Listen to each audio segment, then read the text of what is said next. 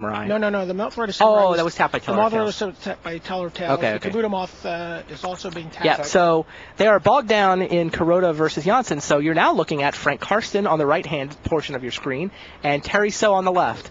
Terry So, the Malaysian player, top 8 at Worlds, burst onto the scene relatively recently, has just turned himself into an amazing player, mostly through Magic Online. And then Frank Karsten, who the Dutch players will tell you is one of the best players in the world. Okay, there's Terry So. 3-4 drafts a day. Oh, there's Kega, the title star. Kega comes down for Frank Karsten. So Karsten's deck is green-white plus a Kega. He's got an island. He's got one island. He's got a couple Sakura Tribe Elders to go get it. He's just got a great white base. But Terry So figured out the way I'm going to beat him is to go aggro. So there's a good look at Karsten. The Dutch players are telling me this guy is amazing. And if you look at his Pro Tour finishes, he keeps winning money. I mean, he keeps winning money. He did well in the end of the year payout last year. He keeps finishing in the money. Finally, here he is on Sunday, shedding the title of best player to never make the top 8. Frank Karsten actually had a huge impact on Magic in the last year. He played Vile Affinity at the Grand Prix and was the first player to play it after the banning of Skull Clamp. And a lot of people thought Vile wasn't going to be good. Oh, sorry. This just in. Let's go down to Jonathan Becker, who's got an update on that back match table. What happened down there, Becker? Jonathan?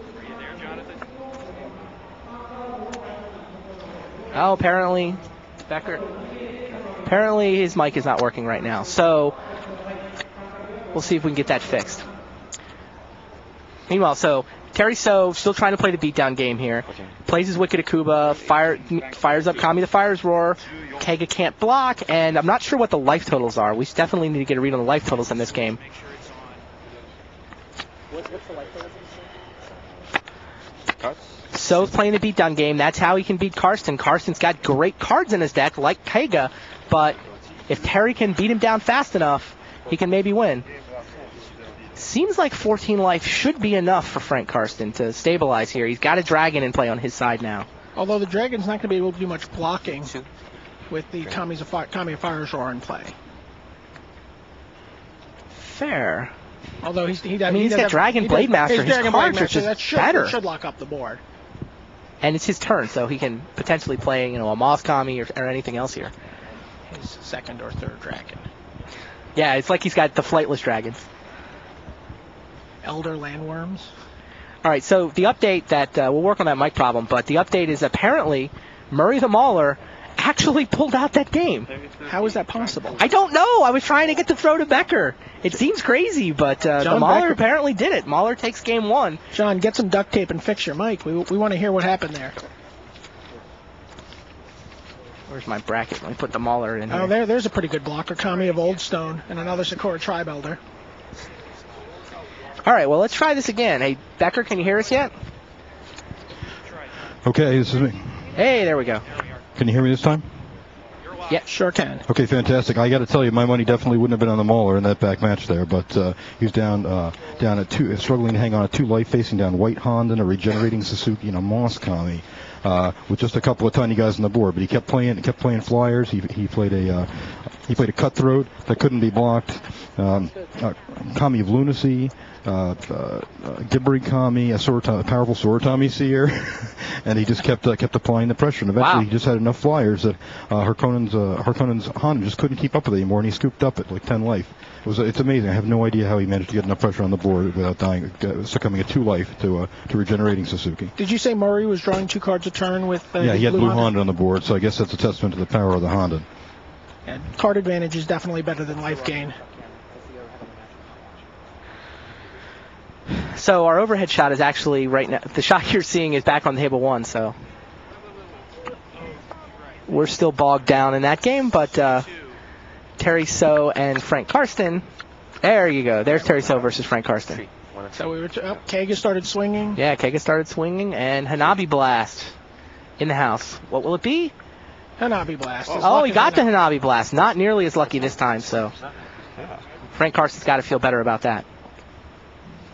Yeah, Brian and I were actually having this debate but because of Frank Karsten. Karsten, a lot of people thought he was clearly the best player never to make a Pro Tour top 8. I mean, one of the best Magic players in the world, according to his European teammates, in here now. So who is it now? What's your pick? Who's the best player without a top 8 right now? I'm going to have to say, are we counting Team Pro Tours as... Yeah, those are top 8s. Those are top 8. So, meanwhile, Karsten sends Taiga into the red zone. I think I'm going to have to go with either Craig Krempels or Sam Gummersall. Really? I had thought for a minute about Jeff Cunningham, but he made a top 8 in San Diego that escaped my memory for a moment. I got to tell you, I think it's Masahiko Morita. Morita's a fantastic player. Morita has got 14 Grand Prix top 8s. He's amazing, consistently winning. He's just never quite gotten that Sunday finish on the Pro Tour. He doesn't play all the Pro Tours necessarily. He's another who, tends to stay closer to Japan. But, well, there you go. Keiga the Tide Star. Frank Karsten feeling much happier. Didn't take long for Keiga to mop up, so Frank Karsten evens this match at 1 game apiece. Keiga came down. He had enough blockers on the ground that Terry So's beatdown, once he lost the Hanabi Blast, he was out of gas. I mean, his deck is built to win in a hurry, and once Karsten gets out a 6-mana creature, he's in great shape. So and apparently, if he ever discards Hanabi Blast to itself, he's in trouble. Apparently, yes. On table 1, I do have a camera where I can see the first table, and it's still quite bogged down. There, there's an occasional creature wanders into the red zone and bounces off some other creature. Oh. Yeah, we'll stay here. It looks like Anton just took game 2. Yeah, I think I may have misunderstood that board position. Hey, Becker, what's actually going on over there on table 1? See if you can find out. I see that they've scooped up all their cards, so apparently we did miss the denouement. 4 matches going on. We're going to do our best to bring you as much coverage of as many matches as possible, but there's a lot going on. I think what happened there is Anton was using his Mirror Guard and getting a point, and he may have been doing it with the Cloud Skater if he was worried about Kabuto Moth countering the ability. But I think he was just getting in consistently for point. That's why he had so little mana in play when we were looking over at his board. That makes sense. And then he finished him off with a Yamabushi's Flame. So Anton Jonsson has even that match at a game apiece. Masashiro Kuroda was full of confidence in game 1, but Jonsson actually won the long game. Yeah, won long. Power of the Aki Avalancher. Apparently. Terry So looks over. He's not quite as confident as he was a game ago, perhaps. Karsten evening this matchup of game apiece. Are there any answers to Keiga? No, his answer is, I win fast. It's like Kami the Fire's Roar is the closest thing he has to an answer. He's got the one Yamabushi's Flame. If he can get some damage on it, he can remove it from the game. Nah, but I mean, that's not his plan. He wants to be pointing Yamabushi's Flame at Karsten's dome. Flash. I just don't think that Terry's deck is as fast as he makes it out to be. That's interesting. Snorri on the message board just wondering if the Japanese would be better off wearing sunglasses to hide their emotions at the table. Are you allowed to wear sunglasses? No one ever has. I mean, there's no rule against it, right? Okay. It's interesting.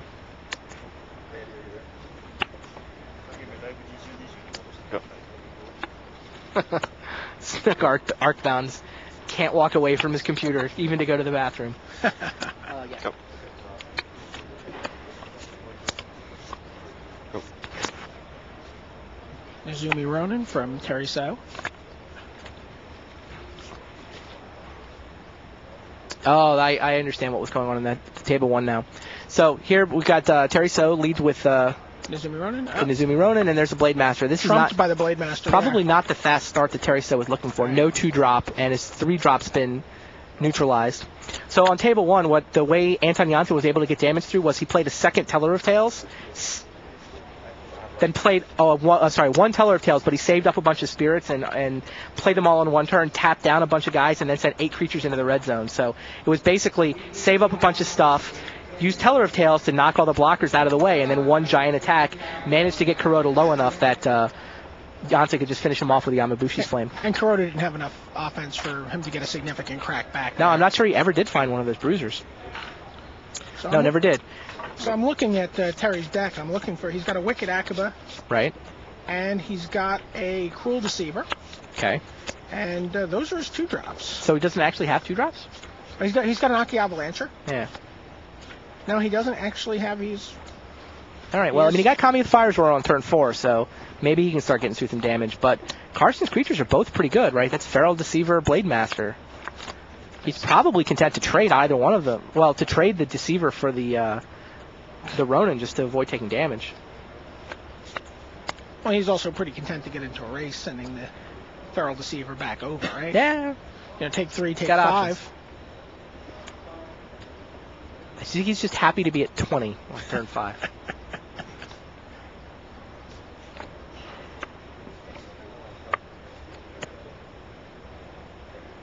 Looking at Terry's deck list some more. Oh, Vasily Faturos, by the way, has taken game 2. So 1-1 on that matchup. Shu Kimura drops a game, but Faturos has double mulligan game 3, so still a slight edge to the Japanese player, Shu Kimura, in that matchup. Very, very evenly matched early on. Yeah, no, we've got Kimura and Faturos have split 2, Karsten and So have split 2, Jonsson and Kuroda have split 2, and Murray Evans has a 1-0 lead against Harkonnen. We have a swallowing plague from Terry here. Interesting. I assume he has to do it on the Blade Master. Yeah. And then the Deceiver can't block. Yep. So Gain 3 life, get in for 5. Not bad. That's certainly the racing he might have been talking about there. Yep. That was a pretty good turn for Terry. Yarna Harkonnen, by the way, has black and which other Honden in play? Doesn't really matter, does it? He's got two. He's got a couple Hondens in play. So the Mauler, once again, having his back shoved up against the wall. But he's a gamer. Double black Honden is... Black Honden and another Honden. Scoring 2 cards a turn is very, very hard to recover from early. Fair.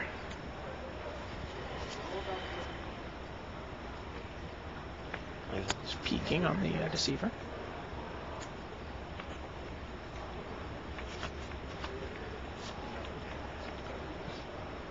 So do you keep the Feral? I don't think you keep the Feral Deceiver back ever with the Kamiya Fire's Roar. No, I don't think so. Right? You serve. Masashiro Kuroda is out early and aggressive in game 3 against Anton Jonsson. He just killed an Earthshaker. He attacked into Earthshaker and used the Yamabushi's Flame to finish it off after it had picked off his Kami of Ancient Law. So Moth Rider Samurai and Hearth Kami going in for Kuroda, and Jonsson is down to just a Cloud Skater right now. Losing that Earthshaker. Seems like Kuroda's got the upper hand in game 3. Yep. Frank Karsten plays Harsh Deceiver. Harsh Deceiver. So 2 Deceivers is reasonable to leave back against the Kami Fire's Roar. Yes, right? absolutely.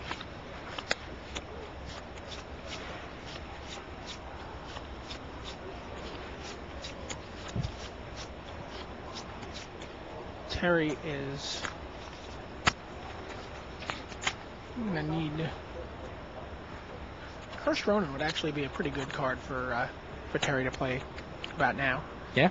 Yeah, I don't know that Frank's deck has any good way to... Well, he's got the Cage of Hands, but in combat, it's going to be bigger than everything in Frank's deck, including the Dragons if he gets out to an early lead.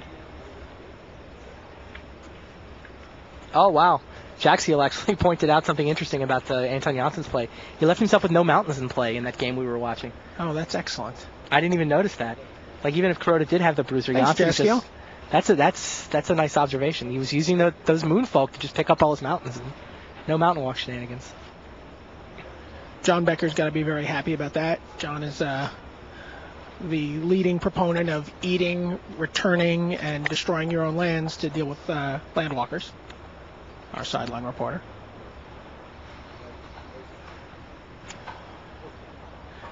I've seen John sack all of his lands to a Coastal Hornclaw to block a 2/1 Forest Walker.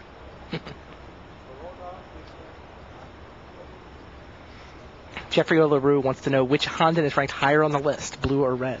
We have Frank Karsten's draft list in the room. Jerome Remy tagged it in. Karsten has been studying this format. He's actually listed all the cards that he considers playable from best to worst so that he knows in every situation which one he thinks is better.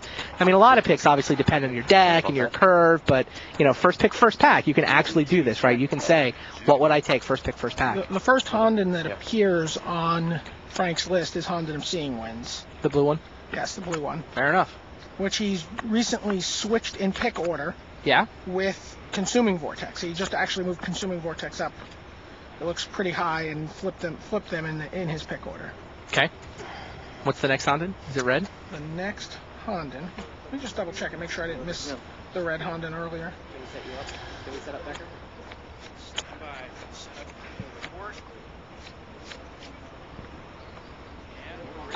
All right, so Becker's got an update down there again. What's going on now? I got to tell you, it doesn't look like the day to bet against Murray. What? Harkonnen keeps setting up these terrific long-term board positions. Murray won again? He's playing off the top with no cards in hand, and Murray won again. That's right. He just put enough flying pressure down. Despite Harkonnen's board was fantastic. It had about 12 little blockers on it from the Hondens. Murray has no cards in hand, has to discard 2 per turn. So how did he win? He got down. He had a Nizumi cutthroat that couldn't be blocked. All right. He put down a Gibbering Kami that couldn't be blocked. He put down Sword Tamisiya that couldn't be blocked. He just started going to town. Wow. And just Harkonnen couldn't find any way to deal with him. Well, all right. Also, on the front, I don't know if you can see it or not, but there's a Mountain Walker on the board staring Anton down, who doesn't look very happy about it at all. Oh, Anton does have a Cloud Skater in place. And Shu just went up 2 games to 1 off that double mulligan by Vassal. All right, so Murray Evans is the first player to put up 2 wins. He's up 2-0 on Harkonnen. Just needs 1 more to go through to the semifinals. Meanwhile, Shu Kimura positioning himself to take on Evans in that semifinal matchup. He's now up 2-1 on Vasilis Fatoros. Both of those going the way we predicted, I think. Yep. Honden of Infinite Rage is actually much higher than the... Oh, wow. Just watched... Sokas and Bruiser came in from Kuroda, and Aki Avalancher ate a mountain and stood in front to block it. Wow. So Teller of Tales is also willing to trade with the Moth Rider Samurai, but the Bruiser came in. Jonsson just sacked his mountains to Aki Avalancher, and is looking to trade there. Jonsson's down to just 2 islands in play, but... He's got 4 islands in play. There's 2 on the bottom part of the screen. Oh, sure. You can't see there. I can't see my screen very well. So 4 islands in play, got rid of all the mountains, and Indomitable Will from Kuroda. So the Avalancher goes down. So that's now a 4-5 Mountain Walker. And the Moth Rider Samurai traded with the Teller of Tales. Yeah. So looking good. Jonsson is using every trick in the book, but his board is still down to just the Cloud Skater. Still like Kuroda's chances here, even though Jonsson is making some nice plays. Meanwhile, Frank Karsten is under distress. Yep, very so. On the camera. Trying to decide which card to take out of Frank Karsten's hand. His choices are Elder, Reach, and Candle's Glow. There, down goes Candle's Glow. So Karsten down to just a couple mana fixers. We've got a Scuttling Death that's recently joined the board for carry.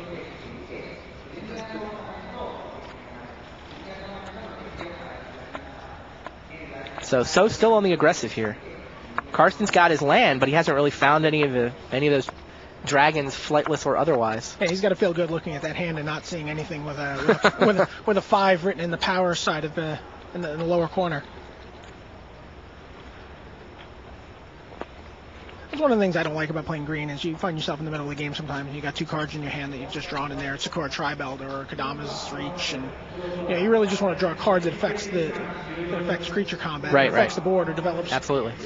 You can definitely draw too much land in a mana fixture deck. Land and mana fixtures, it's just sometimes that's all you draw. And you have 17 lands and you have 3 or 4 mana fixtures, which are just like lands once you draw them later in the game.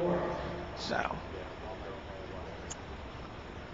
We also have a Kitsune Riftwalker going on in the Anton. Yeah, that's Kuroda's Sokas and Brooder. It's just a 4/5 now. It doesn't even need Mountain Walk. Anton Jonsson did play another mountain, so he could get a Houndmaster onto the table. He has the option to pick it up with a Cloud Skater at some point if he needs to, but at 4/5, the Bruiser doesn't necessarily even need Mountain Walk to be effective. Okay. Nope. Karsten reveals that there's a forest on top of his deck. That gets the Deceiver big enough. Is that going to trade with the 3/1 Bushido guy? No, it's a 2/5 right now. Oh, it just beats it up. Right. Seems good. Scuttling Death gonna. Scuttling Death. Are there any spirits around? No, there's no spirits. He'd just be straight up sacking Scuttling Death to kill the Harsh Deceiver, which doesn't seem very good. Karsten doesn't have a lot of action, but just enough to keep the board neutralized.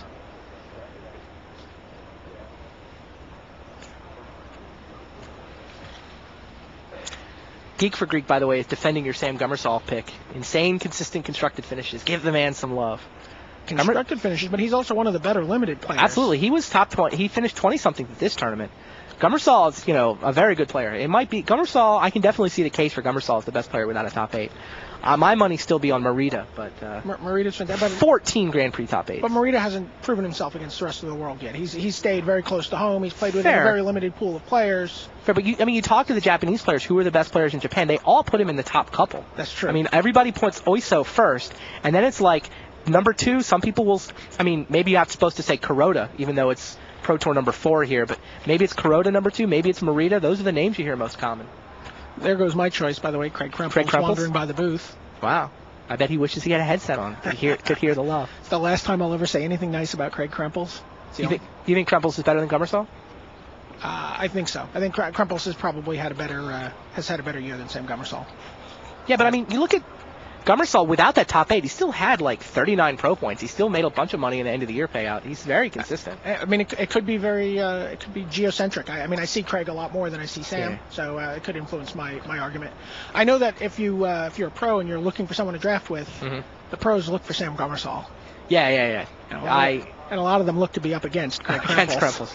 That might be the right way to frame the question, right? What the ultimate sign of the respect of your peers is, who do you want on your team when you're drafting?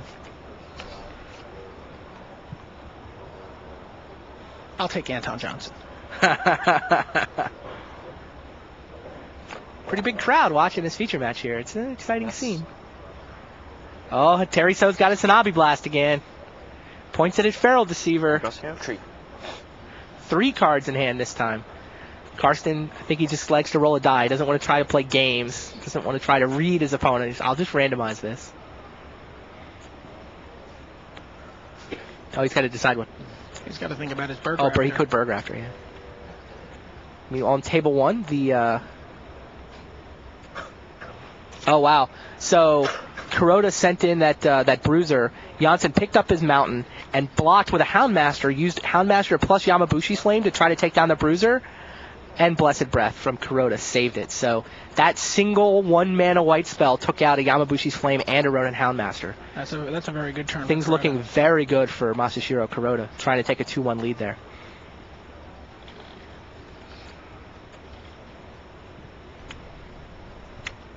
Looks like Frank is gonna sack his Burg Rafter.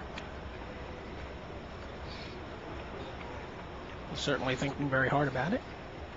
Yeah, would you sack Burg Rafter? I would sack Burg Rafter. I think Feral Deceiver is certainly a better card to have in play than Burg Rafter. So. I agree. And it, Karsten's fingering his die. 1. First card is Yamabushi's Flame. Wow. It's a pretty good hand. Yamabushi's Flame, Hanabi Blast, something else? It's a pretty gutsy Hanabi Blast from Terry, so. You would have flamed instead? I don't know. I'd like to get 2. I'd like to guaranteed get 2 uses out of the burn in my hand. I mean, I might wait to draw another land next turn. Interesting. I mean, that's one of the things about Hanabi Blast. If you have a handful of burn, you hate to use it. You're pitching away. You know, the idea behind Hanabi Blast is it's better than all the other cards in your hand. So you'd gladly trade the cards in your hand for Hanabi Blast. You don't want to trade Yamabushi's Flame for Hanabi Blast.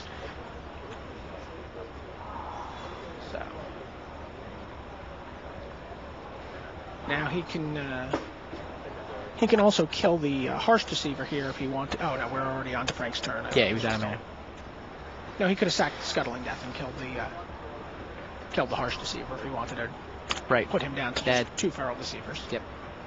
To Feral Deceiver and 2 Mana Fixers. Sorry.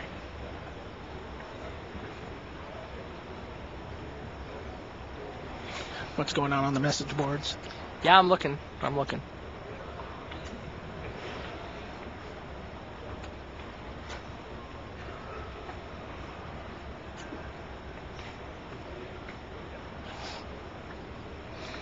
Just a bunch of buzz. There's like 7 pages of posts already. Scoop on the invitation. When do we get to scoop on the invitational?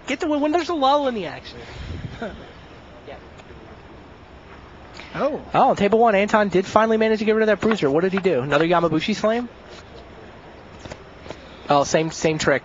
2-1 Rain Shaper, picked up his mountain, and block plus Yamabushi's Flame. So Kuroda's down to just the Diviner. Jonsson's board looks like nothing but islands.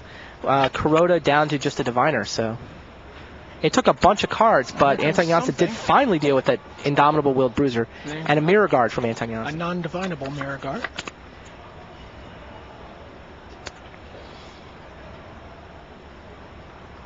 We've switched over to the new Bog Down match.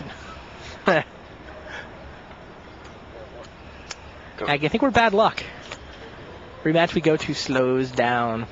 Sakura Tribe Elder. from Frank. He peeked during his upkeep and didn't see, obviously didn't see anything he wanted to. Soul of Magma from Anton Jonsson. He's got a Mirror Guard and a Soul of Magma now.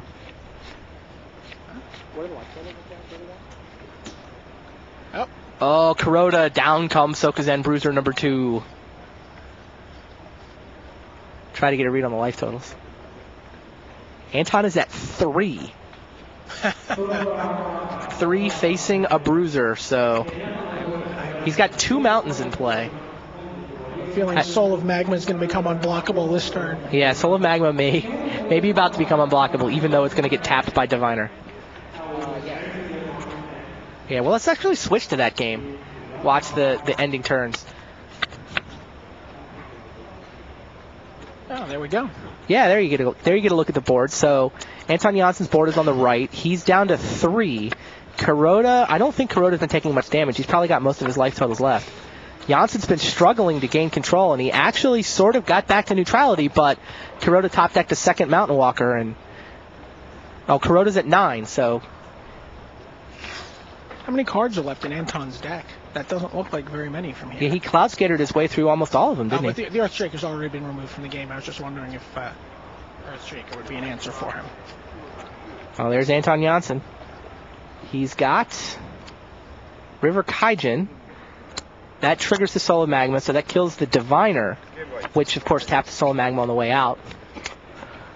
The River Kaijin's going to be able to block that Sokazen Bruiser all day long. Is it? Can he pick up both his mountains? Sure. What's the activation cost on the Mirror Guard?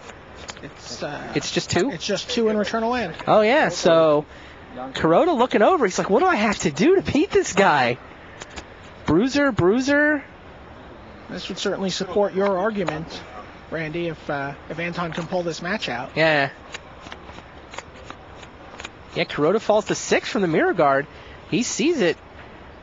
Anton can pick up both his mountains with the Mirror Guard. And he's dead next turn, actually, because... Is he? Well, sure, he can attack for 6 no matter what Kuroda has, unless he gets a Rift Walker. He attacks for 3 in the air, 2 with the Soul of Magma, and 1 with an... he makes them both unblockable. He makes both those unblockable, and that's 6 damage. Anton Jonsson, ladies and gentlemen, look at him. The only thing that can turn this around for Kuroda is a Rift Walker here.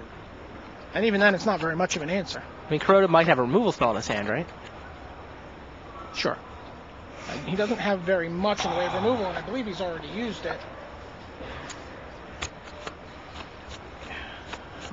Kuroda had 1 Yamabushi's Flame in the way of removal, and I believe that's already gone by.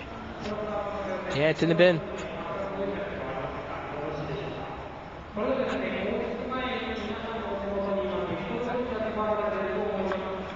Does have a Candle's Glow in his deck.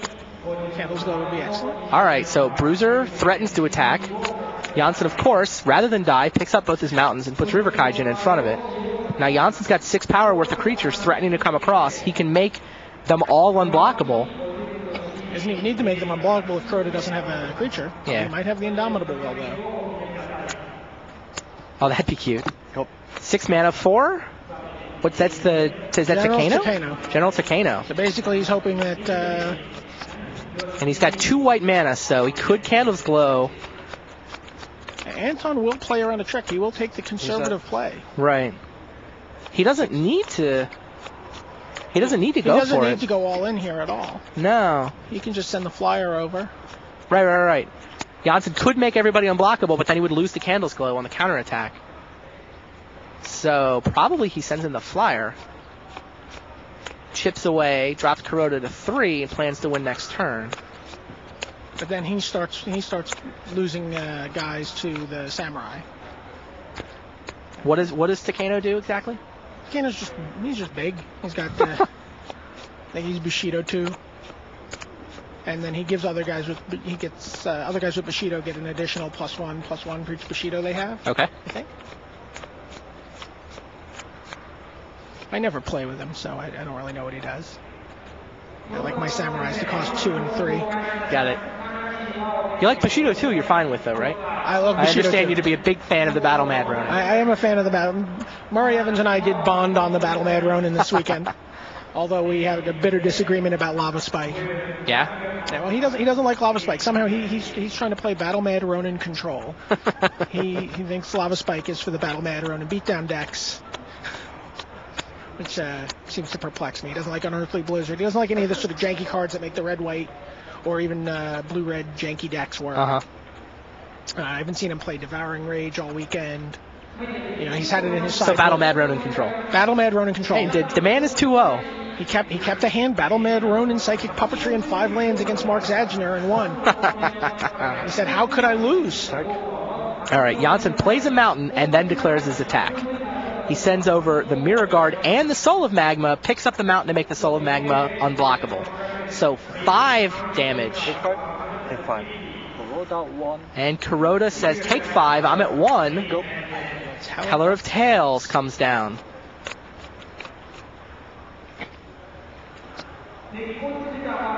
So Anton Jonsson has 2 blockers, and he's basically tapped out. Yeah, he is tapped out. So 2 blockers facing against... Oh, Kuroda just scoops him up in frustration. Wow. Anton Jonsson, ladies and gentlemen, the Swedish superstar, takes a 2-1 lead, lets out a sigh of relief like, wow, I got away with something there. Great play from Anton Jonsson. Manages to square off against 2 bruisers, a bunch of Indomitable Wills, pulls it all out anyway. So I wonder if Kuroda saw the return mountain plays when that was happening. I think so. No, I think he saw them. It's just like he was getting the favorable end of the trade. Like the first time he sent the bruiser and he had the Indomitable Will, so he managed to like 2 for 0. Anton Jonsson. Look at him shuffling. Yeah, he's frustrated. That was an almost American level of anger during shuffling.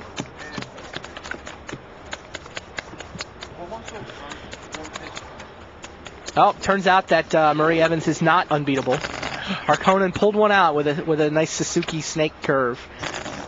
He loves the snakes. Double decoy. There you go. There's the Matsu Tribe decoys that Harkonnen swears by. Took them over Moss Kami and Kame in the hunt. Hey, Suzuki, you get some power, start killing stuff. So, yeah, I think we'll just stay on this match for now. See if we can get you an update on the Karsten So match we left in progress, but... Okay. Update on everything right now. So Shukamura is up 2-1 over Vasily Faturos. Faturos, by the way, the first Greek player to ever make a Pro Tour top 8. What's going on with that country? They win the European Soccer Championship. They got a guy in the top 8 of the Pro Tour. I don't know which of those was less likely, but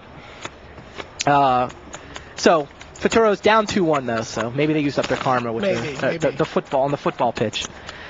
Kimura's up 2-1. Murray Evans is up 2-1 on Harkonnen. They're shuffling up for Game 4. Karsten and Terry So are in Game 3, having split the first 2. And then here in the match we're watching, Anton Jonsson is up 2-1 over Masashiro Kuroda. A surprising 2-1. I mean, I think we both... Yeah. I had my one eye on that match. It's just like, is he dead yet? Is he dead yet? I kept looking over, waiting for Jonsson to scoop his cards up, and he just never did. So while we're waiting, I was talking to Jarno on the train ride over. Yeah. And Jarno's an old school Finnish player. He used to play with all the name Finns. And oh yeah. He never had any success on the Pro Tour, and he stopped playing until Grand Prix Helsinki, which qualified him for this event. Interesting. And he hasn't really played that much between Helsinki and this event.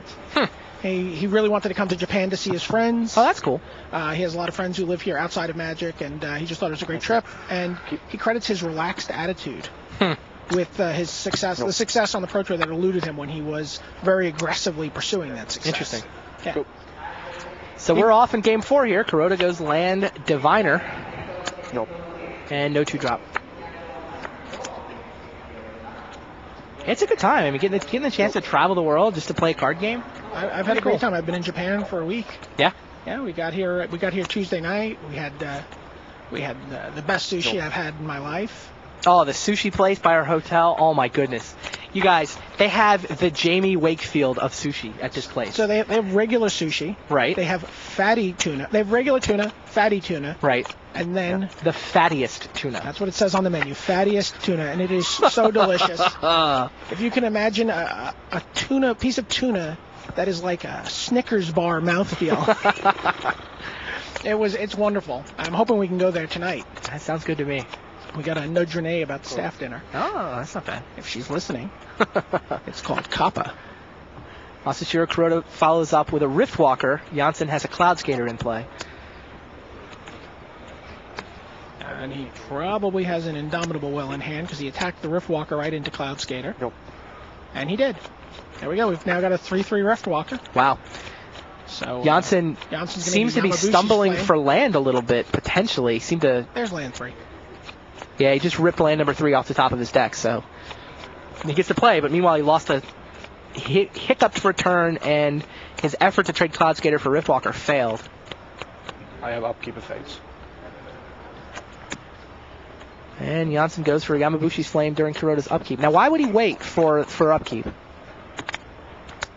Why wouldn't he do that? I think on his own turn? That way, if Kuroda has a trick, he loses the tempo of that turn because he uses his mana for the trick that turn. Yeah, but don't you need to kill that thing?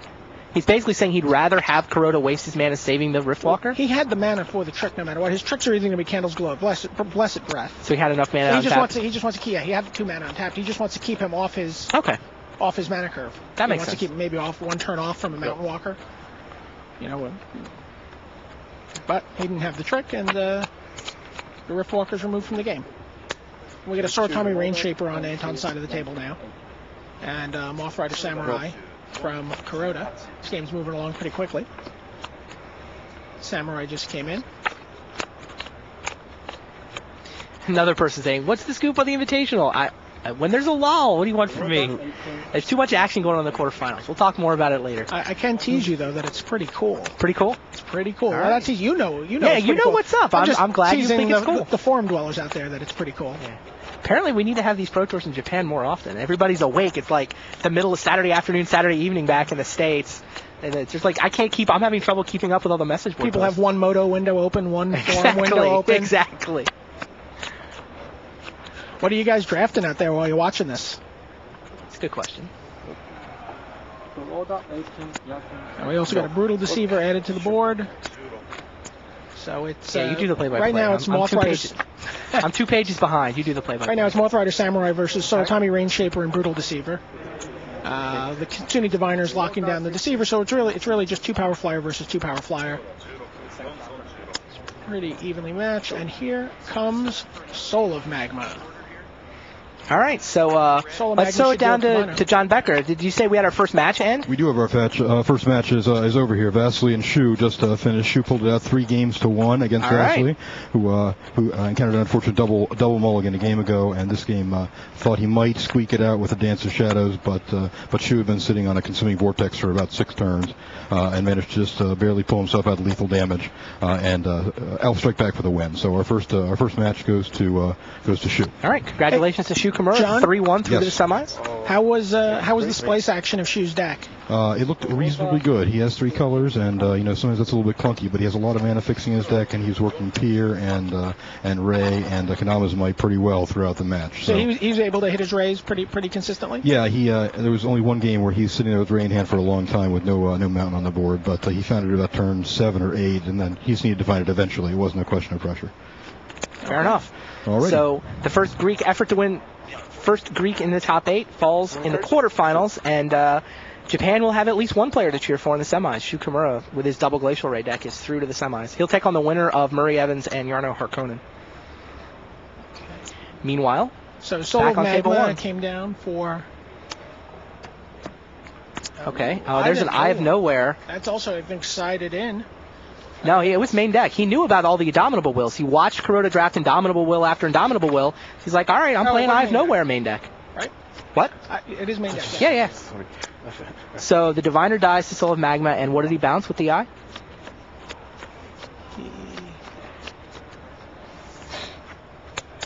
And the Flame takes out General Takano. So Anton Jonsson, pretty good turn. All of a sudden, Kuroda's down to nothing but a Moth Rider Samurai. And Jonsson's on the Jonsson's playing aggro. Kuroda takes 4. Shu Kimura may be the Japanese only hope. Yeah, if Jonsson wins this game, he wins the match. Kuroda's effort to draft just to win the quarters might fall short. Kuroda had El Ganjo Castle in play for the Yamabushi. He didn't have the mana to activate it though, but that must be so close.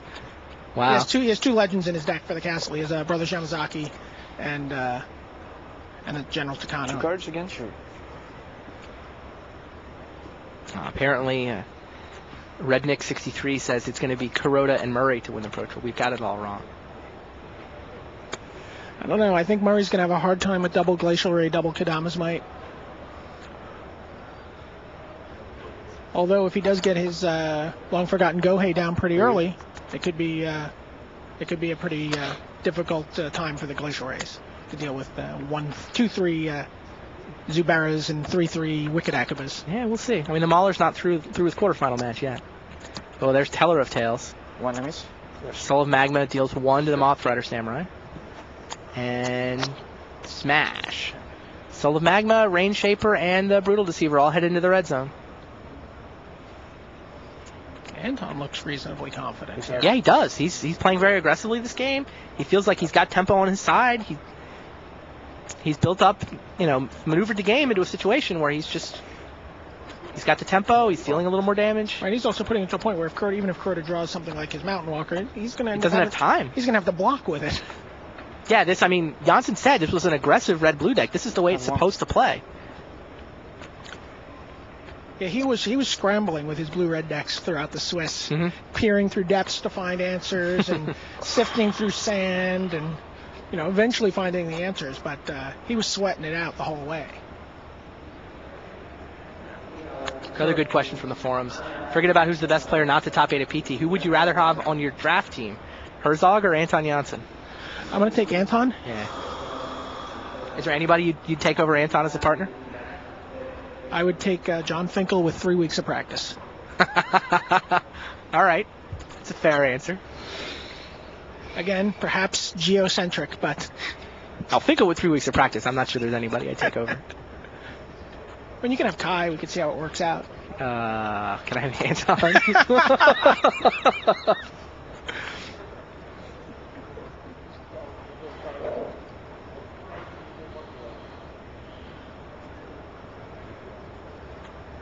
So, are we still in Anton's attack? Kuroda's deciding whether or not he's going to block. He's got a point of damage on his Samurai, so wherever he blocks, his Moth Rider Samurai is going to go to the bin.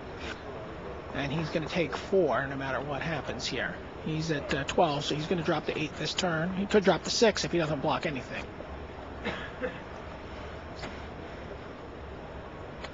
Coverage would be better if I busted into song? You guys have obviously not heard me sing. Or me sing. I agree with whoever posted that. I thought that was a very unorthodox Hanabi Blast by Terry So. Yet another Hanabi Blast update for Terry So. Hanabi Blast discarded to Hanabi Blast. Oh, Candle's Glow from Kuroda. Gain 1? No, gain 2. Gain takes 3? So he blocked the Soul of Magma and then saved the Samurai with... and then he takes 5, so he's down 3. So he only lost 3 that turn. Kuroda 9, Jonsson 11. Go. And he's got the two power flyers. Does he have any other cards in hand? That was the last card in his hand. No. That may have bought Kuroda a turn there. He saved his Samurai with Candle's Glow. And Anton facing Teller of Tails, though. How many cards in the Jonsson's hand? Get just 1? Well, I mean, the Soul of Magma being dead is a big help for him, because now he can block 2 power creatures with his Samurais. Okay. And not face losing one of them.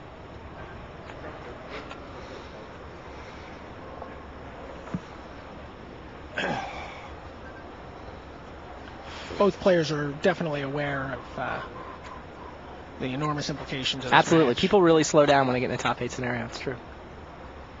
Yeah, they're thinking about every single card in their opponent's deck and what they can have and how they're going to play them. It's not just even enough, to think about the card. You have to think about how that person's going to play the card. I think Anton looks a little more confident than Anton normally looks. Yeah, it's true. And Kuroda does not look defeated. So no, he's but got something up his sleeve. Sokazan Bruiser? Does that count? Soken's in bruiser definitely counts. Leaves both the Moth Rider Samurai back on defense, so those are potential 3-3s. Can clearly block the Rain Shaper. And can play some bluffing games with the Brutal Deceiver. This is actually an interesting point. I was having a conversation with some players last night about whether another thing. So the Japanese never bluff was the claim that I heard. That if they attack with a Deceiver, they have the land on top of their library. And the other thing is that if you attack, you can very easily bluff them. I mean, I hate to draw broad stereotypes, but it's certainly true that, you know, some players will just attack with a creature, and if you block it, they got nothing. It's just going to die. People will sort of sneak in for an extra 2 damage. You very rarely see a Japanese player sneak in for the random 2 damage on a bluff. I don't think I would feel very comfortable assuming that they weren't bluffing the way they've been playing for the last couple of years. This is a good point. I think they've picked up a lot of the Western aspects of the game as you know, as they've interacted with other players. I'm sure the Ruels have beaten that into take the free Kuroda's damage, head. and you know, sometimes they got nothing. Again, Kuroda's not your typical he's not your typical Japanese player. He's a little more boastful than you would find. Okay. Not very boastful, but I mean, even a tiny bit is more boastful. So Anton Jonsson played Reach Through Mist, used it to tap one Moth Rider Samurai. Then he played an Earthshaker, using it to tap the other Moth Rider Samurai. So this allows his 2 flyers to come over for 5 damage. Which is going to drop Kuroda down to 4. So that'll drop Kuroda to 4, and then Earthshaker is not a small creature. It's not going to do much. It's not going to do much against Kuroda's board. He would need 2 spirits to even just kill 2 spirit or arcane to even just kill the Soken's Bruiser. Right, but it's a 4/5. Right. And it triggered the Teller Fails and the turn came down, which is plenty good enough. Jonsson looking pretty good. Jonsson looks like he's moving on to face the winner of Karsten. And by the way, Terry So just finished taking Game 3. The bogged down game. He only got to use the Hanabi Blast twice, I believe, but that was enough. So that was have to get a report from Becker. I'm interested that Terry So won what looked like a bogged down game. In theory, that's supposed to favor Karsten. I guess Karsten's draw was just pretty mediocre. Karsten just land flooded. Like he was land flooded when we were looking. So if he used that Kanama's Reach, he's just going to draw another land for the next 2 turns afterwards. The land tax rule. Yeah, apparently it was Kami Fire's Roar. He was just able to build up enough creatures, and Karsten never got the pressure he needed to. Never had more than 2 men on the board, apparently. So Terry So threatening an upset there in that semifinal match. Frank Karsten widely believed, and we both picked him to win the Pro Tour, widely believed to have had the best draft, to have, you know, the best deck and the best chances to win this tournament. Right, great player, but he certainly saw the least amount of competition for his cards. He was getting great cards for his deck. He positioned himself in great position end of each pack. He read the table really well. Yeah. But Terry So had Hanabi Blast, and Thief of Hope, and Swallowing Plague, and a number of really solid cards that, while he has no real removal on, facing no real removal on Karsten's side of the table. We said Karsten versus Kuroda in the semifinals, and we might go 0-2. Because Anton Jonsson is in pretty good shape in this game. He's got his opponent at 4. He's got 11 life to play with. He's got a couple flyers, a 4/5 Earthshaker, and a Brutal Deceiver. Teller of Tales can tap down a Moth Rider Samurai. Kuroda's studying. He's trying to figure out. You can see Kuroda's wedding band in the picture there. That's his marriage is what's kept him from traveling for Pro Tours. Not in a bad way. He just felt that once he got married and had a child, he could not be a professional Magic player. He had to become very serious and an adult. Yeah. So he only. That's why he doesn't travel. But if he takes home $30,000, he takes home $30,000 this weekend somehow. It's not looking very likely at this moment. Perhaps his wife will encourage him to travel a little more to Pro Tours. If he wins $60,000 in this calendar year, in 12 months. I don't know. I don't know if he can do it though. It's a pretty funny story from the Terry So match. Terry So's Hanabi Blast has become so worn through use that they just had to make a proxy for it. That's pretty funny. Yeah, that would explain his decreasing lack of accuracy with it. Suddenly Frank stops rolling the die.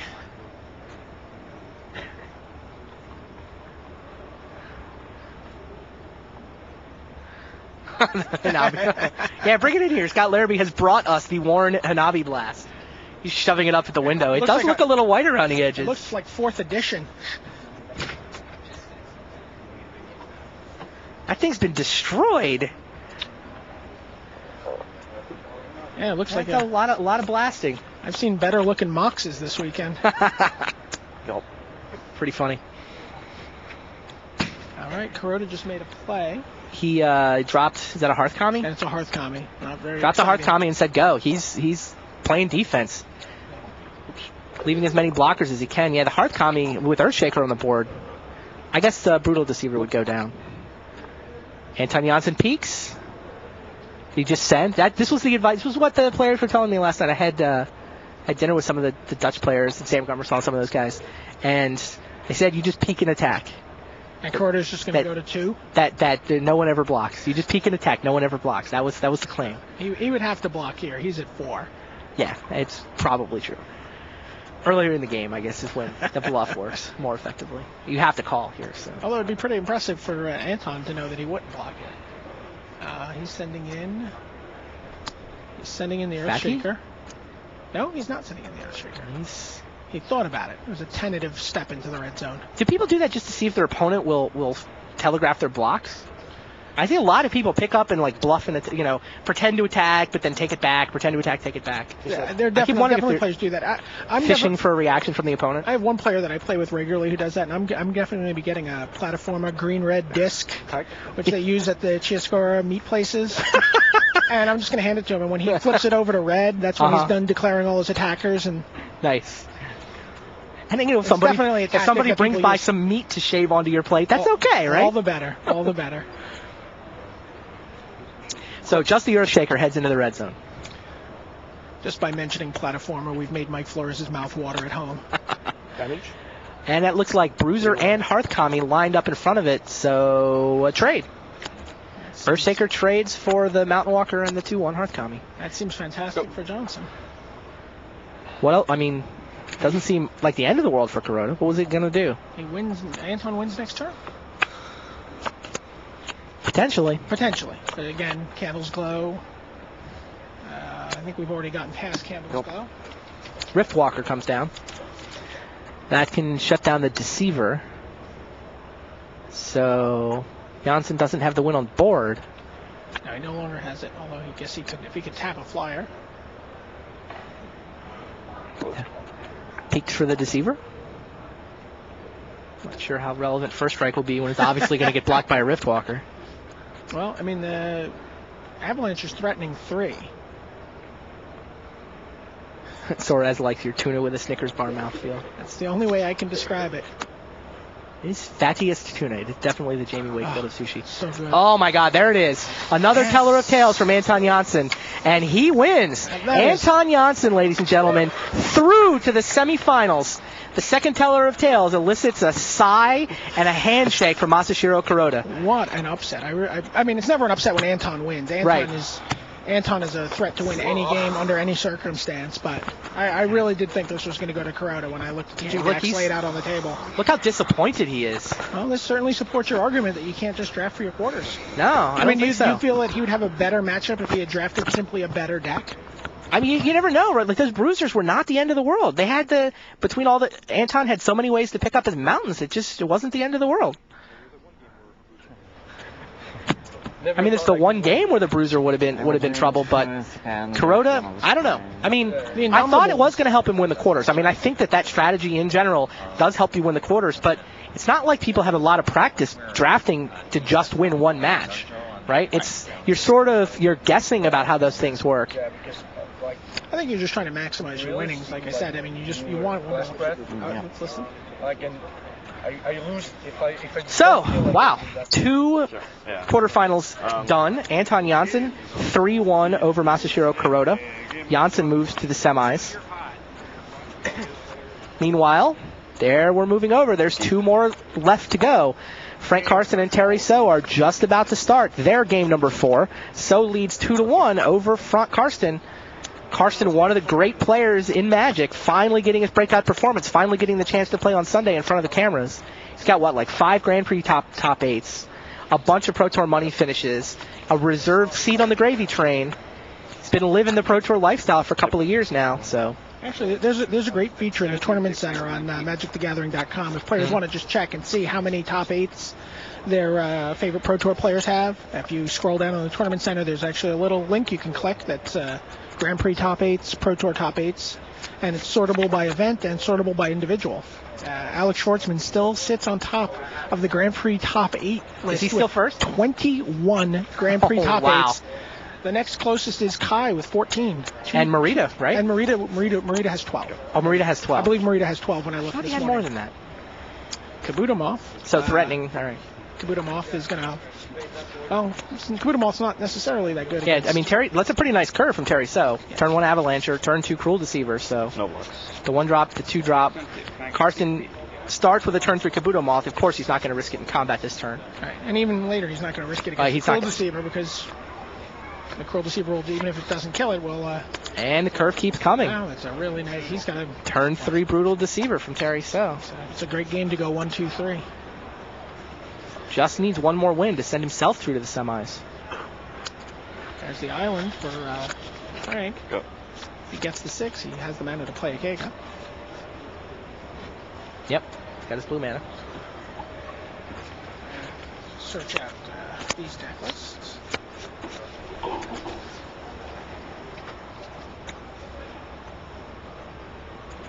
So Candles Glow. Frank Karsten's got 2 Candles Glow, 2 Cage of Hands. He's got the double Kabuto Moth. He also has a Ghostly Prison, which if he draws it would be excellent here since Terry seems to have stumbled on lands. He's down dropped to... He's stuck at 3 lands while Frank is up to 5. Go. Kabuto Moth just held off the whole team that turn, didn't it? Yeah. Terry So's gone creature, but 1 Kabuto Moth active. Oh, Thief of Hope. But, I mean, he's only dealt 4 damage, right? I mean, that's 5 creatures, but... Thief of Hope gives you a lot of time. If he draws more spirits, obviously, but... Yeah. Cage of Hands and Candles Glow don't do anything against Thief of Hope. But, I mean, 16 points of life. Karsten comes needs... some form is that of Kaiga? dragon. Oh, Moth Kami. Good enough. Dragon. Flightless dragon. 4th land for Terry So. Shows up. Staring over. Let's see Hanabi Blast. This deck has basically nothing it can do about Moth Kami. I mean, I guess how many creatures does he have to put in front of it? He has to put most of them. 7 points of power and hope that Frank doesn't have one of his 2 Candles Glows. I mean, Cruel Deceiver. And Frank's also got a lot of mana and... Oh. Creature number 6 for Terry So is a Frost Wielder. But Terry's committing a lot of resources to the board. I mean, he has to, but remember, there's a Myogen of Cleansing Fire in Frank's deck on top of everything else. That would not suck here.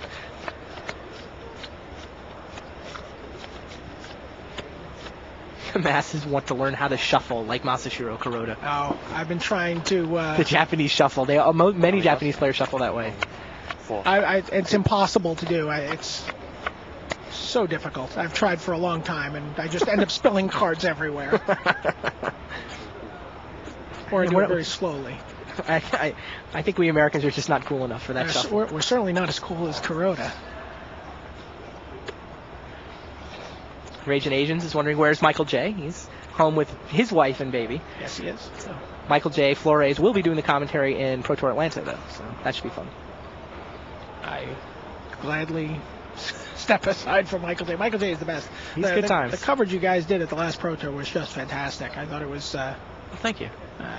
It was fun to do. You always do a great job, but it was really fun to hear.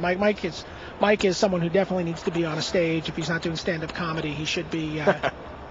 he should definitely be doing this commentary. I was very mad at him that he didn't take this trip out here. Yeah? Yeah, he just...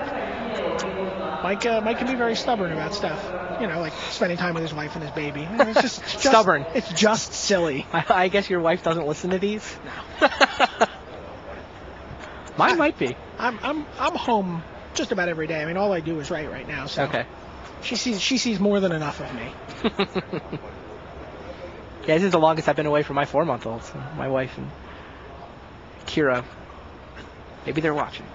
We're gonna be sending Adam Horvath into convulsions. By the way, Why's he that? he was on the train with us the other day when we were coming to the event, and he got caught between you, Scott Johns, and I think Craig Gibson, the photographer, talking about your children. Yep. And as soon as a pack of school children cleared out of the way, he came running over to us. He's like, "Oh my God, I was trapped listening to these guys talk about their kids. I'm way too cool for that." I'm sure he was having a little bit of the shudders there when he just started. Our spotter down on the floor back was bragging that his child ate peaches for the first time the other day. Well, please go tell Adam Horvath that. All right, enough of that. Moscow heads into the red zone. That's what everybody cares about. Karsten sends just the Moscow. What do you do if you're Terry So here? Just take it? I mean, that's what he did. I don't know what else he could do. I mean, he's just putting himself in a position to lose everything. Yes.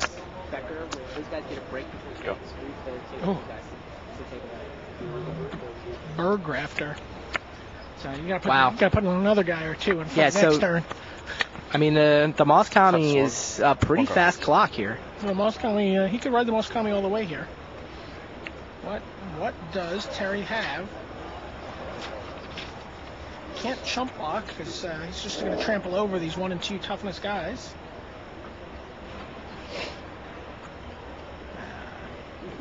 I guess maybe a Cursed Ronin and about 8 more swamps would do it for him. I don't think he has time for that plan. I was just hypothesizing.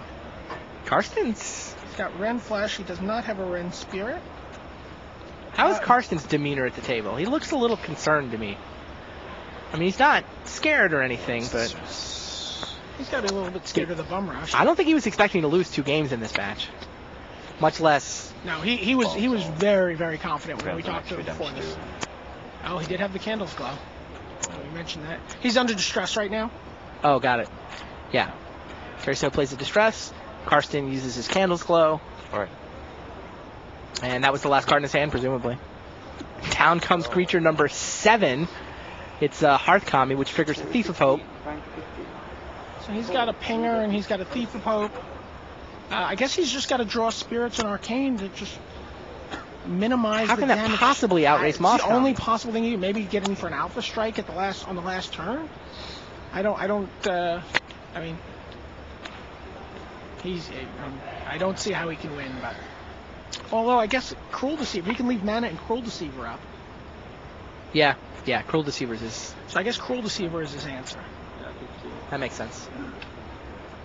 Now that I look at the board.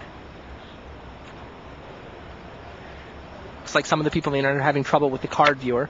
I believe if you restart your browser, refresh that card viewer, it should work. It's basically, the idea is just shows cards. Keeps you guys up to date on the scores. Pretty cool feature, I think. I'm pretty happy with the way that turned out.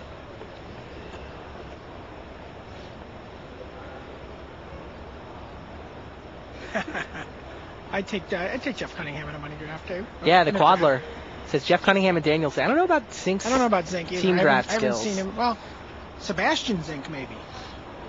He's part of the German team.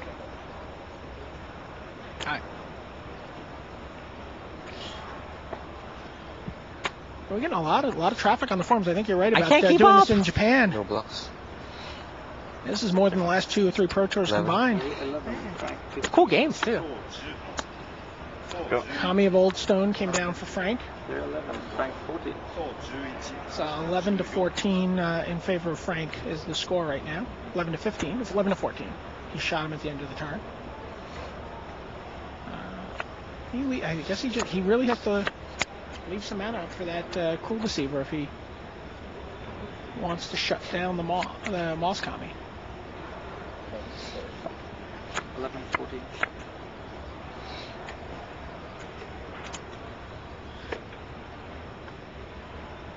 You know, the Cruel Deceiver's ability is overlooked a lot of the time. It's usually it's just a 2-1 beater for 2.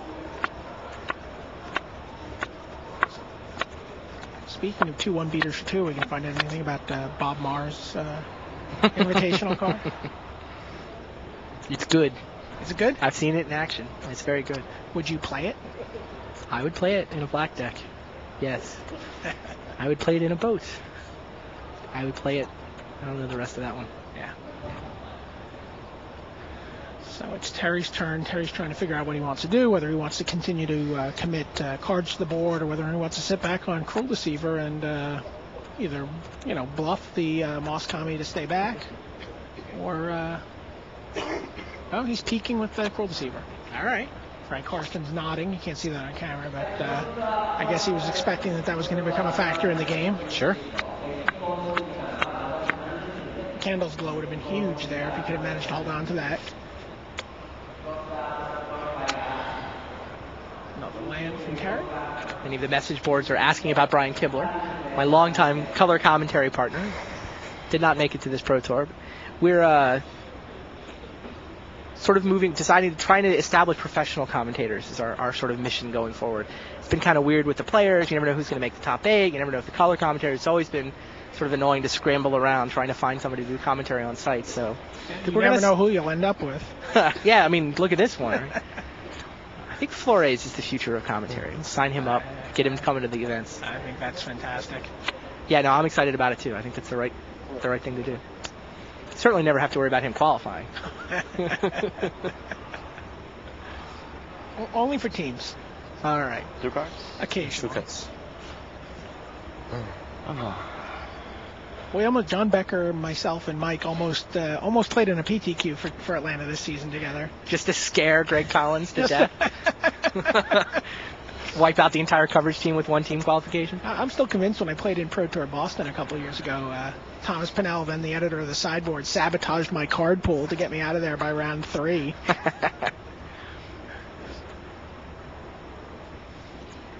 Being asked my opinion of the playability of Betrayers and Constructed, I think it's a pretty good set. I mean, the Shoals in particular, I think, are all very interesting what they do to Constructed. So I took we did a draft the other day, and I took the white Baku over the white Shoal. Yeah, I don't buy that. I think white Shoal is amazing. Continuing my tendency to pick good Spiritcraft commons over powerful rares. I understand. I gotta say, I think my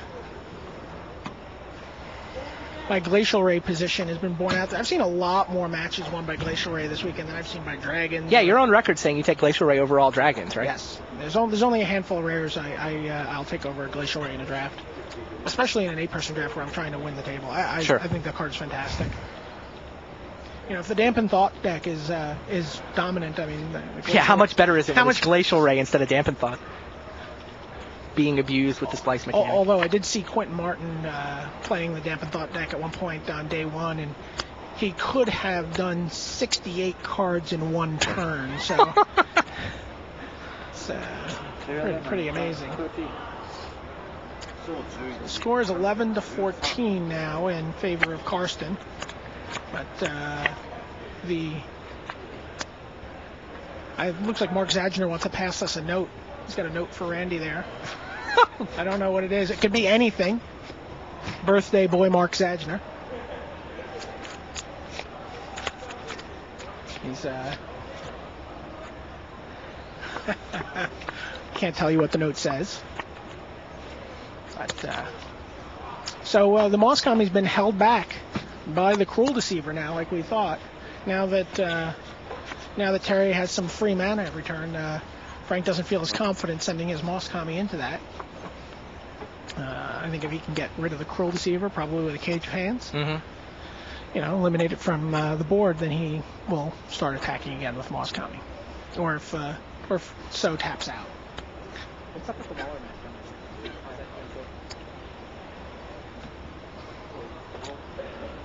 Looks like we're going to see some action from Frank here. He started moving his guys around, repositioning them. He's just peeked with his Harsh Deceiver. And don't know whether or not he liked what he saw. He's got a Kabuto Moth and a Berg Rafter should anything get out of hand. He's got Kami of Oldstone holding back the fort. Back in the match between Murray Evans and Jarno Harkonnen. Murray has the blue Honden, Jarno has the black Honden. They're kind of duking it out. Drawing extra cards, discarding cards. That's like the NBA East. It's parity. So it looks like Blade Master and the White Deceiver head into the red zone. But not the Moss Kami. That's interesting. Moss Kami. Well, the Cruel Deceiver can't kill the Kitsune Blade Master without without some kind of help. Terry has none of the red pump spells. He doesn't have uncontrollable anger or anything like that. So, and Frank, being a good Rochester drafter, knows that. Mm-hmm. So he's not terribly worried. And uncontrollable anger wouldn't even help here. And he's still got the Kabutomoth. I mean, he's got all the best white commons in his deck. Even though Murray, the Mauler, wouldn't agree with that.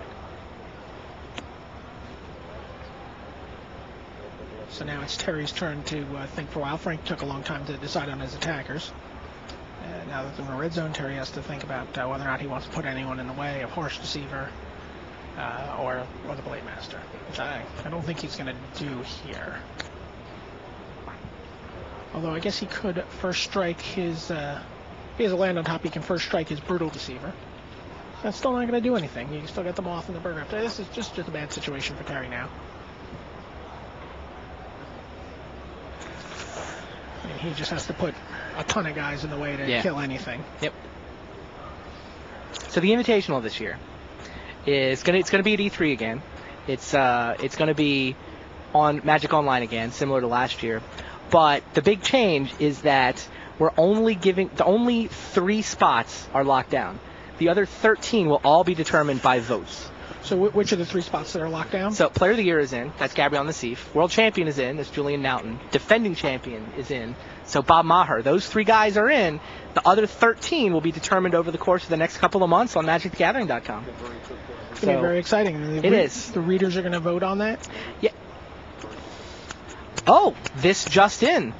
Murray the Mauler through to the semifinals. Jonsson. Murray Evans wins 3 games to 1, takes out Jarno Harkonnen. Just heard a big round of applause from the Murray supporters in the audience. It sounded like Zajner. I think there's probably a blast of message board posts as well. Clearly has some fans in the internet community as well. I mean, speaking of Magic Online, that's People another guy are actually screaming the Mauler in the hall. Such a good nickname. And didn't he get that nickname when he was like 14 years old? No, he was 10. He was 10. He was 10 years old. He's only 14 now. No, he played Ularade in 1998, I believe. Like the Ularade, one of the real stars of the early years of the Pro Tour. It was like season 3 of the Pro Tour, and Rade came in for Worlds in Seattle, went up to Vancouver, played against this guy who, it's just like, no, this is a 10-year-old kid. He beat Ularade, and they started, you mauled Rade! You mauled Rade! So yeah, he's been the Mauler ever since, Murray the Mauler. And then a couple years later, he got onto the Canadian national team at 13-ish. It was only a couple years, maybe 13, maybe 14. So he got on the world stage. That was the one where he couldn't hold the cup up.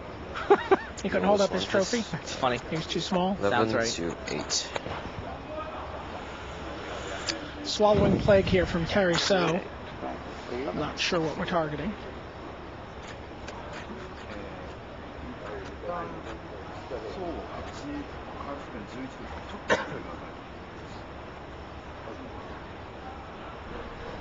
John, can you tell us what creature's being targeted with the Swallowing Plague? Swallowing Plague for 4. I assume it's the Blade Master. Kabutomoth. Kabutomoth. Cuts.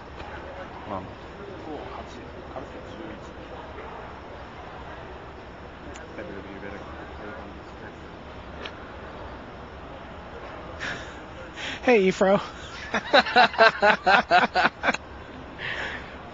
Yeah, I'm very excited about Carlos Beltran also. For those who don't know, Eric Froelich, a pretty famous Magic player, is, like myself, a huge Mets fan. I'm excited about Beltran, mostly because he's going to take a lot of pressure off David Wright. And David Wright can stand up. He's their third baseman. He's phenomenal. All right. His report, the analysis that we read about him early in spring was, at worst, he's the next Scott Rowland. Wow. That was the Baseball America analysis of him. At worst. Which means we lose him in a contract dispute in a couple of years, but what are you going to do? So Swallowing Plague on Kabutomoth. Frank Carson's got a lot of options here. Mariners are pretty exciting this year. That is Greg Collins' line. I have to either give him credit or give him 50 cents. So I'll just give him credit because I'm pretty cheap. So Kabutomoth can pump itself too, and then he's going to lose. We don't have a Burgrafter anymore, do we? Where's? Oh, there's Burgrafter. It's right next to the Moth. So what would you do here if you're Karsten? I think you have to save your moth, right?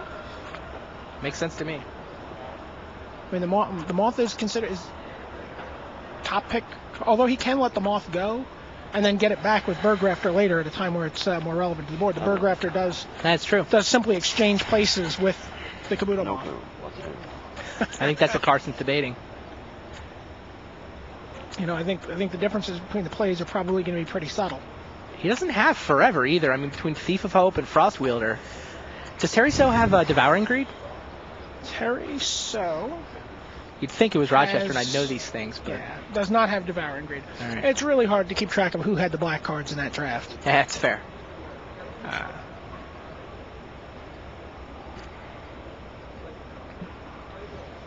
So I think Frank just wants to save the moth here and keep it on the board, keep it active for next turn. Mm-hmm. Yeah, I don't think I would let the moth die. Although the 4 points of life that Terry's going to gain is pretty big here. Actually, it's 5 points of life. Or sure. I guess that's already triggered. But it'll be a 5-point swing. All right, so the moth pumps itself up, and the Birth Grafter pumps it up, so it survives the plague. 11. Karsten's still at 11, so goes up to 12. But now the Moss Kami comes in. Yeah, there's no Cruel Deceiver mana.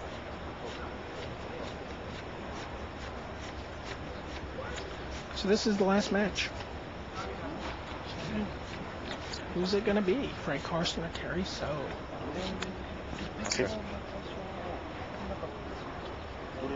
Reveals a Plains, so he's got a 2/5 Harsh Deceiver now. It's interesting, actually. The Bird Grafter for Kabuto Moth trade isn't necessarily going to happen because, what's interesting, Terry So could have used Frost Wielder to ping the Moth to make it impossible to get it back. Right. You're right. We missed that. But he didn't, so... I mean, if Karsten had just said, okay, resolves, then it would have worked. I don't know. It's interesting. I don't know. Some talk on the message boards wondering who the best young American player is. Sure. This has definitely been another Pro Tour pointing to the demise of American Magic. You realize there's only been Americans in the top 8 of one of the last 4 Pro Tours? Wow. And 3 of the last 4 Pro Tours have had 0 Americans in the top 8. You got to go back to September 2003 to find an American winning a Pro Tour. Yeah, the Brockefellers. And before that, it's OSIP in March of that year in Venice. So it's been a little grim for the Americans, but you've got a couple players on the rise. You've got Kyle Goodman and Jeff Garza, who both came out of the JSS. You got to look at Gadiel Sleefer, too. I was going to just say, Gadiel came out of the JSS a year before they did, and he top-8'd in Columbus. Yeah, still only 15. He's very young. He's very good. I was looking at an info sheet for him the other day. I looked at his birthday and realized that he was born, and then a week later I graduated high school. I saw the same sheet. I'd already sold my first business by the time he was born. I keep waiting for somebody to make top 8 who was younger than Magic. It's going to happen in the next couple of years, right? Certainly. Or Magic turns 12 in August. Certainly, as the JSS just keeps turning out good players around the world, it'll definitely happen. How old was Cole Swanwick when he first emerged? 11 or 12. So if you have a Cole Swanwick happen today, Worlds. Julian was only 15 and he won the World Championships. Yeah, I'm not sure if we had a 14-year-old in the top 8. Or was 15 the youngest? I think Julian was the youngest. Well, no, I think we've had. He's the youngest winner. Ruben or Selden. They were younger. They were 15 in fewer months. Like Julian is 16 already. All of 16. He's growing. Such a worldly wise old man already. So Karsten's trying to figure out what to attack with. Pretty tight game. What would you attack with if you're him? Moss Kami. Just Moss Kami? Moss Kami. Well, Moss Kami and Blade Master. He can't do anything about either of those cards right now. And he's got his active Moth. Although he doesn't have his Bird Grafter. So I mean, it's a big turn for Karsten, right? Because So's tapped out. I mean, it hasn't happened in a while. He's been leaving Cruel Deceiver mana up, so. And he certainly wants to get. I mean, Blade Master's so good on D against such a sort of puny offensive. And he's got to be worried about the swarm, right? Karsten's down to 11, and there's a Thief of Hope over there, and a Frost Wielder. He doesn't have forever, so it's like, does he need to leave creatures on defense against a potential swarm? I mean, So's got 7 potential. Well, really 6 attackers. Frost Wielder's not going to get in the red zone. He's holding 2 cards in hand. If they're both Spirit Arcane, suddenly it's 14-9. Attack. Yeah, he's attacking with Blade Master and Moskami, the two cards that give Terry the most fits on offense. So you think it's better to attack with a Blade Master rather than leave it on defense? I'm not really sure. I think I would probably leave the Blade Master back and be content to work with the Moskami. Hearthkami just jumped in the way of the Blade Master, so. Yeah, all right. That's definitely better than leaving it back to block. So falls to 7. Frostwielder Ping drops Karsten to 10. 4 creatures. I have noted those of you complaining on the internet about the card browser. I'll ask around at lunch to see if I can figure out what's up with that. Lunch. Yeah, the sort of schedule of events today, after this match ends, there'll be a lunch break. We'll show another ESPN show, and we'll be back at, I've got the schedule right here, the quarterfinal, lunch. There's one Spirit Arcane. That's Gibber and Kami. We'll come back about like 1:20, 1:30, and do a little pregame for the semis. Semis will get started at 1:30 local time.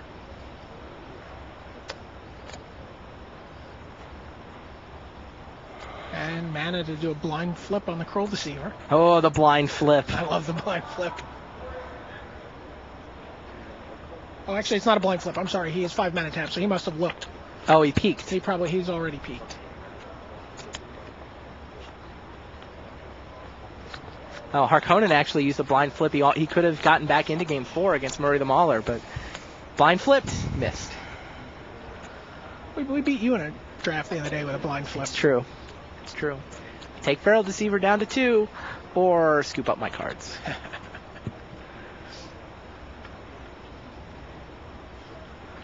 Back to Frank.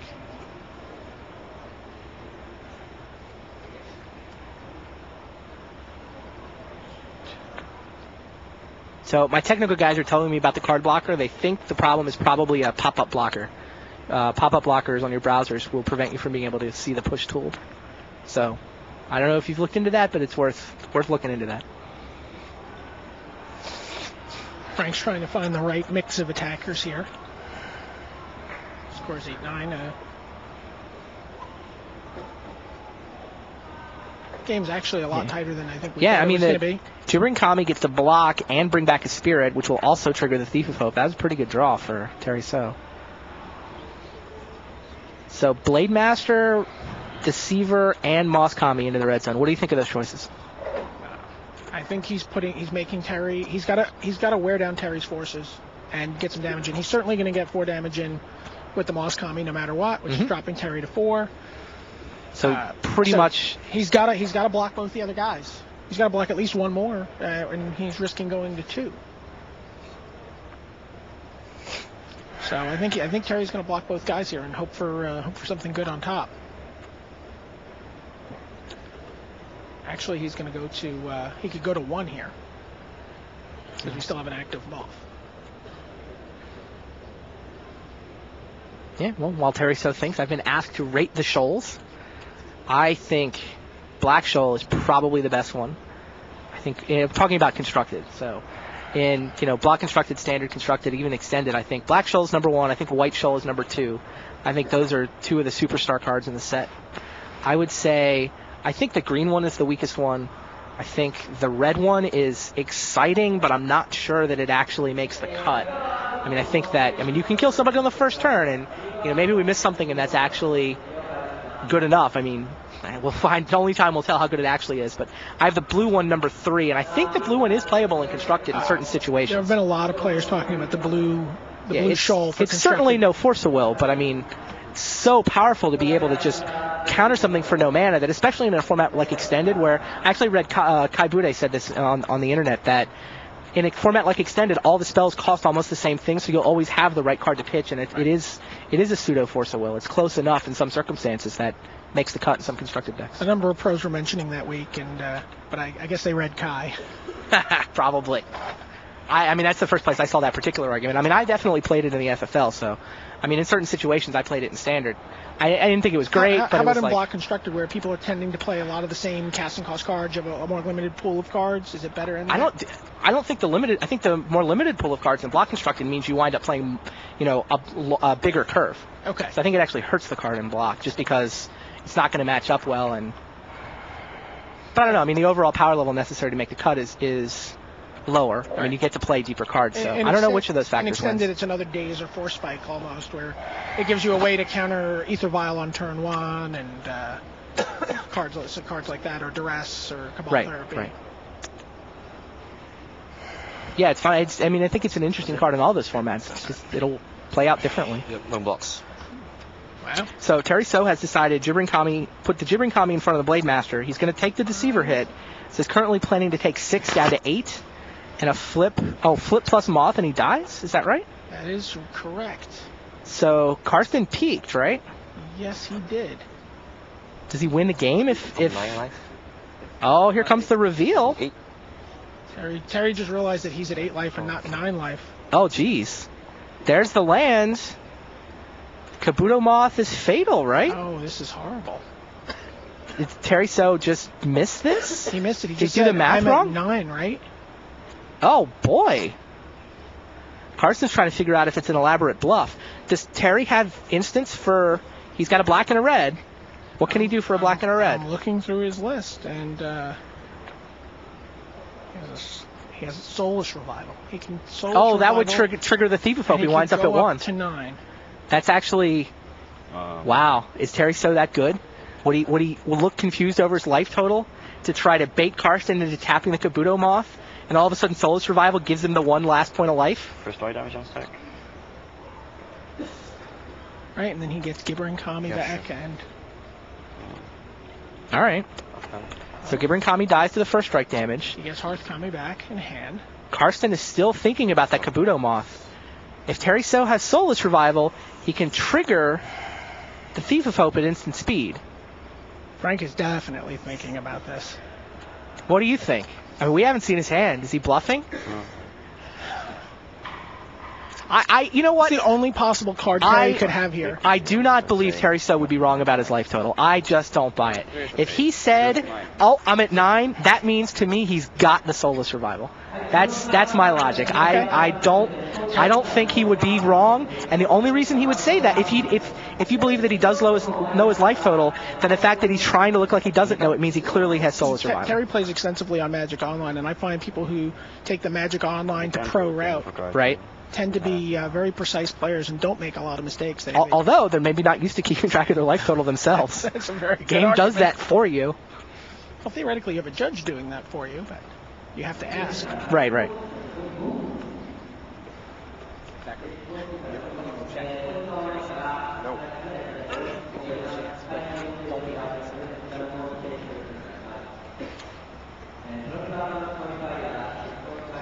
And if he doesn't have the Soulless Rival and keeps Frank Karsten from using them off because Frank thinks he's bluffing.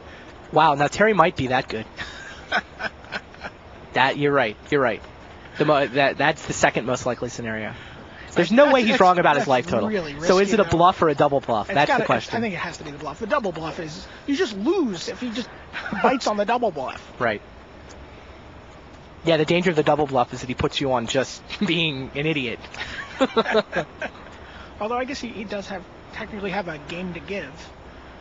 Sure. Yeah. Wow.